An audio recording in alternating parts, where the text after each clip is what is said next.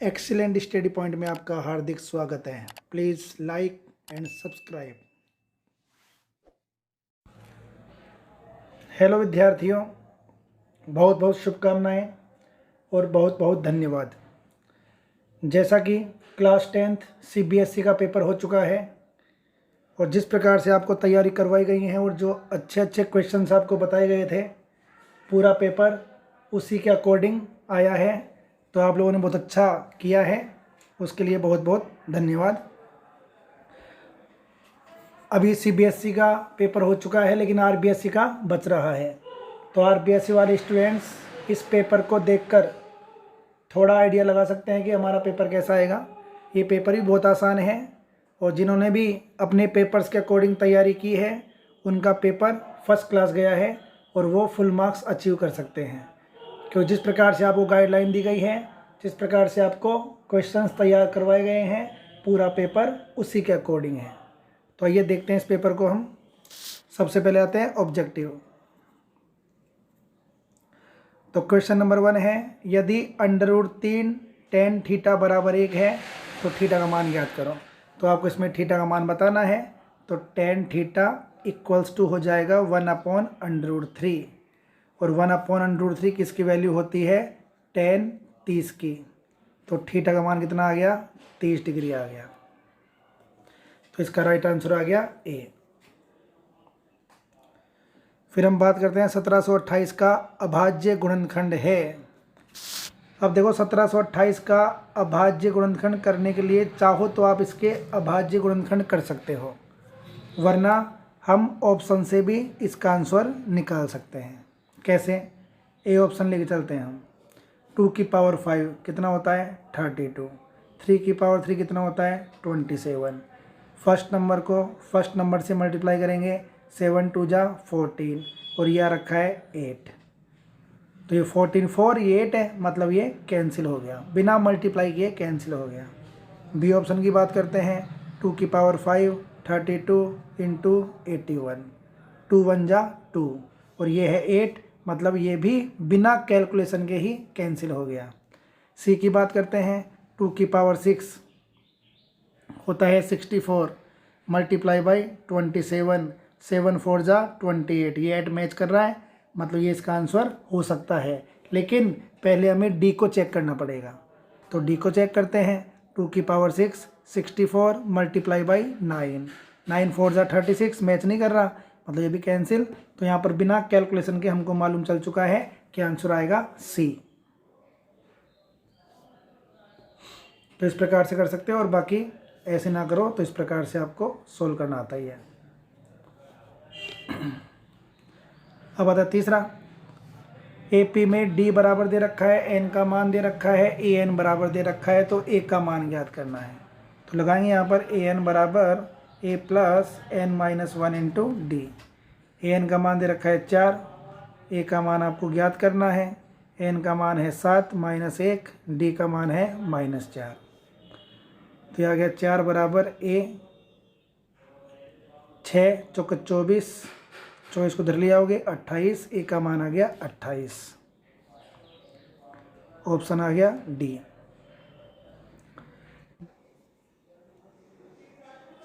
अब हम देखते हैं क्वेश्चन नंबर 4। इसमें आपको दे रखा है ABC और PQR समरूप है। तो आपको बताना है कौन से नियम से है। तो आप देख रहे हो इसका डबल ये हो गया, इसका डबल ये हो गया, तो दो भुजाएं हो गई समानुपाती, बीच का कोण हो गया समान। तो नियम लग गया भुजा कोण भुजा, तो भुजा कोण भुजा से ये हो गया, सी आ गया इसमें। पांचों की बात करें, शंकु का आयतन। शंकु का आयतन होता है 1/3 पाई r² h। तो r का मान तो r है लेकिन h का मान है 3r, तो 3 से 3 कैंसिल हो गया, पाई r³ इसका आंसर आ गया, इसका ऑप्शन आ गया। 6 की बात करते हैं।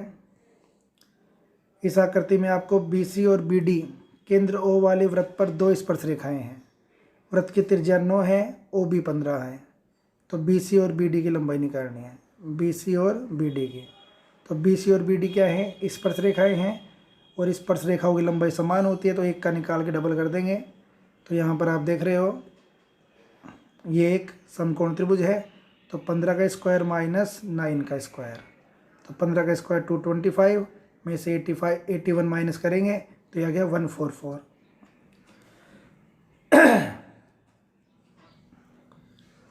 यह आ गया 144। 144 का स्क्वायर रूट होता है 12, तो 12 डबल कर देंगे 24, तो 24 इसका आंसर आ गया। फिर आपको इसके बीच की दूरी निकालनी है, डिस्टेंस का फॉर्मूला लगा देंगे तो डिस्टेंस आ जाएगी। इसमें बोला है कि 100 मीटर ऊंचा एक ऊर्ध्वाधर खंभा भूमि के एक बिंदु से जो खंभे से 100√3 मीटर की दूरी पर है। ये जो खंभा है ये इतने मीटर की दूरी पर है। जो कोण बनाता है उसकी माप बताइए। ये खंभा जो कोण बनाता है उसकी माप निकालनी है, तो ये माप आपको ज्ञात करनी है। तो आप देख रहे हो इससे आप निकाल लोगे ये वाली माप, तो ये वाली माप हो गई 30, तो ये बच गया 60 डिग्री। तो इसमें ऑप्शन आ गया बी। फिर हम देखते हैं दो समपूरक कोणों में बड़ा कोण छोटे कोण से 18 डिग्री अधिक है, बड़े कोण की माप बताइए। दोनों का अंतर कितना है 18 डिग्री। तो आप कर सकते हो एक कोण मान लिया x, तो दूसरा 18 ज़्यादा है तो x + 18 हो जाएगा। बिकॉज दोनों कोण समपूरक हैं तो इनका योगफल कितना होगा 180।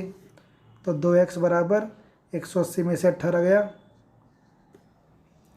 कितना बच गया 162। आधा करेंगे तो x की वैल्यू आ गई 81। तो पहला एंगल आ गया 81 और दूसरा आएगा 99। इसने बोला है बड़े कोण की माप, तो इसका आंसर आएगा 99। तो 99 राइट आंसर। इसमें बोला है विविक्त कर डिस्क्रिमिनेंट निकालना है, और डिस्क्रिमिनेंट का फॉर्मूला होता है d = b² - 4ac। तो -5 का स्क्वायर -4 2 -3, तो 25 + 24 49 हो गया।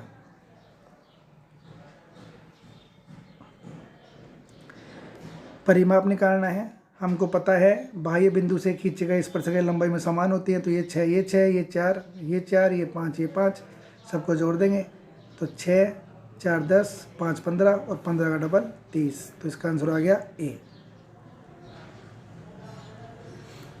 किसमें बोल रहा है ये दो त्रिभुज है तो OC की लंबाई क्या होगी। तो देख सकते हो यहाँ पर ये 5 है, ये 3 है, ये 2 है, तो ये निकालनी है। तो ये दोनों समरूप हो जाएंगे। तो ये 5 है तो ये 2 है, ये 3 है तो इसको x मान लेते हैं। तो सिमिलरिटी का समरूपता का नियम लगा देंगे 5/2। 5 का 2 के साथ संबंध है तो 3 का x के साथ संबंध है। तो 5x बराबर 6 और x बराबर आ गया 6/5। सी ऑप्शन आ गया। शून्य को संख्या बतानी है तो 1 2 3 4 5, 5 पॉइंट पर ये कट कर रहा है तो इसका आंसर आ गया 5। शून्यकों का योग। शून्यकों का योग क्या होता है -b/a। गुणनफल होता है c/a। तो -5/3। तो पहला आंसर आ गया 5/3 प्लस का इसमें आ रखा है, तो पहले से ही आंसर आ गया, दूसरा निकालने की जरूरत नहीं है। बाकी निकाल सकते हो आप 2/3। एक पासा एक बार फेंका जाता है, विषम अभाज्य संख्या प्राप्त होने की प्रायिकता। अभाज्य संख्या होती हैं 2 3 और 5। इसने बोला है विषम, विषम 2 हो गई तो 2/6 1/3। दो समरूप त्रिभुजों की भुजाएं 4:7 के अनुपात में है तो उनके परिमापों का अनुपात होगा। तो दो त्रिभुज समरूप हैं, उनकी भुजाओं का अनुपात आपको दे रखा है 4:7। तो परिमापों का अनुपात भी सेम ही रहेगा 4:7।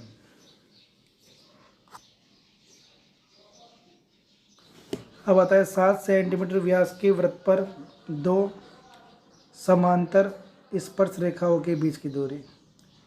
व्यास के सिरों पर ही खींचेंगे, इनके बीच की दूरी बोल रहा है तो 7 ही हो जाएगी। नेक्स्ट आता है 52 पत्तों की एक अच्छी तरह फेंटी गई गड्डी में से एक पत्ता निकालते हैं, लाल रंग के होने की प्रायिकता। लाल रंग के पत्ते कितने होते हैं? 26, टोटल 52, 1/2 उत्तर आ गया, डी ऑप्शन आ गया। अब आपको ये बता रखा है, पूछ रहा है 2 कथन दे रखे हैं ए और आर, बताने कौन सा सही है कौन सा गलत है। तो क्वेश्चन आगे है, इसने बोला कि 2 समीकरण हैं, ये असंगत हैं। देखते हैं, A1/A2 3/15, B1/B2 5/25। तो 3 1 जा 3 5 जा 1/5, ये भी 1/5 आ गया, इक्वल आ गए। लेकिन अपन बात करें अगला -4/25 इक्वल नहीं है, मतलब ये हो गया असंगत, मतलब ए स्टेटमेंट सही है। फिर बात करते हैं इसकी, असंगत होता है कब? जब ऐसे होता है, मतलब ए और आर दोनों सही हैं। तो आप देखिए यहाँ पर ए और आर दोनों सही हैं।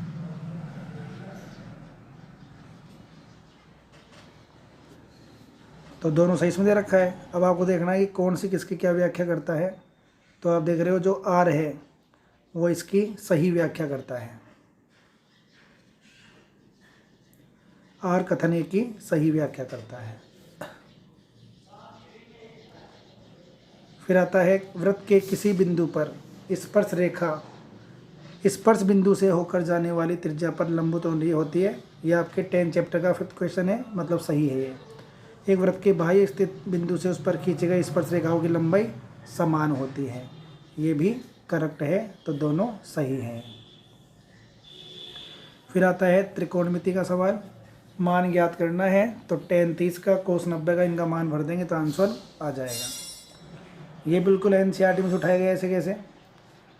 2 समकोण त्रिभुज हैं, इनको समरूप करना है। तो एक तो 90 हो गया और एक हो गया उभयनिष्ठ, 2 कोण समान हो गए, समरूप हो गया।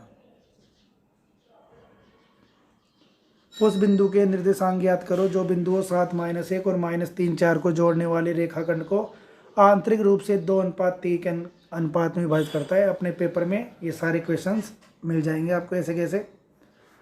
y का मान ज्ञात करो, इसके लिए बिंदुओं के बीच की दूरी 10 इकाई है। 92 और 5 का एलसीएम और एचसीएफ ज्ञात करना है। x और y के लिए दोनों समीकरणों को हल करना है।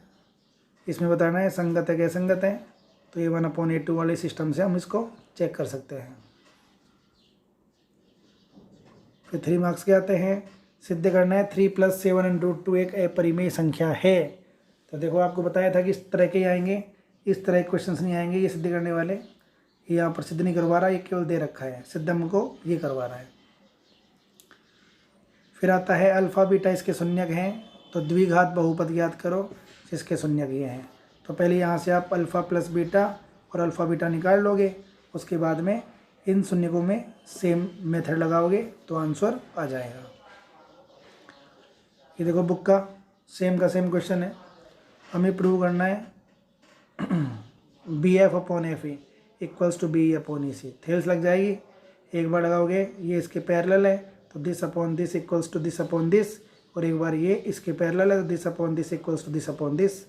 तो ये दोनों बार कॉमन है तो रिजल्ट आ गया this/this = this/this। ये आपको प्रूव करना था, मतलब वेरी सिंपल थ्योरम है। ये भी वेरी सिंपल है। इन दोनों त्रिभुजों को हम कर देंगे समरूप करते ही, समानुपाती करते ही सिद्ध हो जाएगा। और देखो ये है वेरी सिंपल थ्योरम, बहुत बार बताई जा चुकी है कि वेरी इंपॉर्टेंट है, डेफिनेटली एग्जाम में आएगी और ये एग्जाम में आ गई। ऐसे कैसे? यदि बिंदु Q, P और R एक समान दूरी पर है तो x का मान ज्ञात कीजिए। भी बुक का क्वेश्चन ऐसे कैसे उठाया गया है।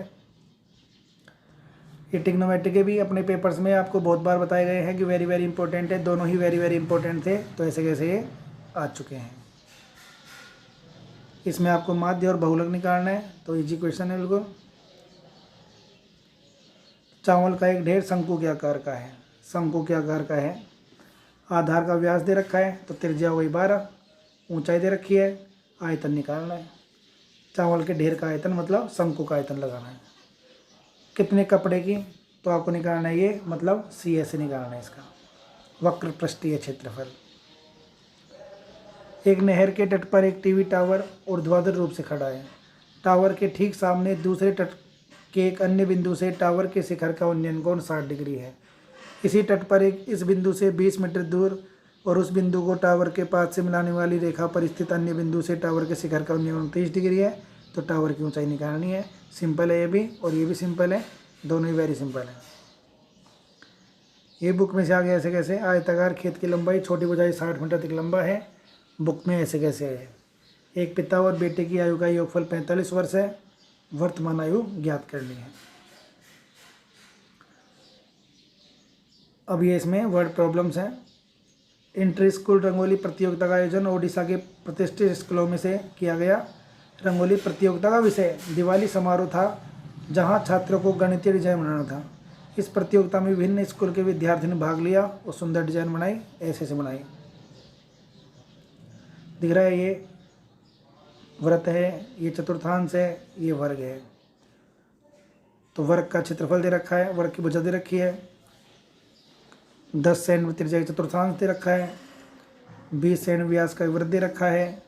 तो आपको निकालना है ABCD, वृत्त का क्षेत्रफल, वृत्त का क्षेत्रफल, और ये निकालना है। तो वेरी इजी है, कोई दिक्कत नहीं है। इसके बाद आता है हटाए गए वृत्त और 4 चतुर्थांशों का कुल क्षेत्रफल। तो ये भी आराम से हम कर सकते हैं, कोई दिक्कत नहीं है। उसके बाद आता है ब्लड ग्रुप किसी व्यक्ति के रक्त के वर्णन करता है, मतलब ये तो डिटेल्स है।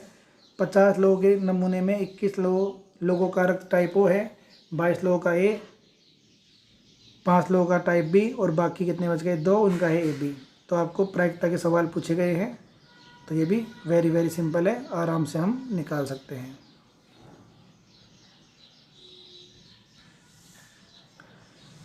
फिर ये पौधे लगा रखे हैं, AP का क्वेश्चन है।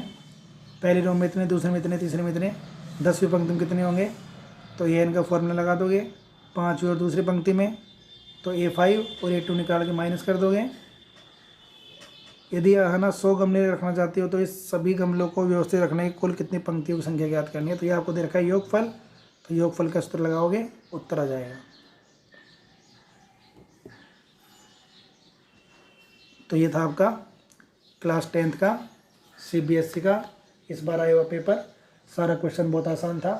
तो RBSE वाले बच्चे भी निश्चिंत रहें और तैयारी अपनी बढ़िया रखें। आपका पेपर इस प्रकार से वेरी सिंपल आने वाला है। धन्यवाद।